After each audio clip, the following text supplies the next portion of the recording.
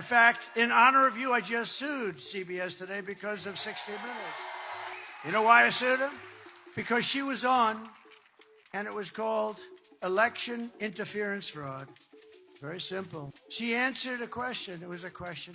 She gave this long, crazy... If you read the answer, you would say there's something wrong with it. So you know what 60 Minutes did? Can you imagine them doing that for me? They took it was a very long answer. You just went on and on, just words. Didn't mean anything.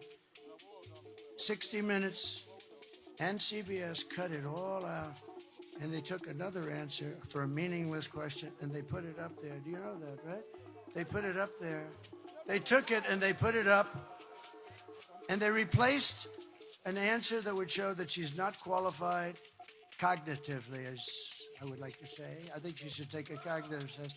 She's not qualified. They took it out in its entirety and they took another answer from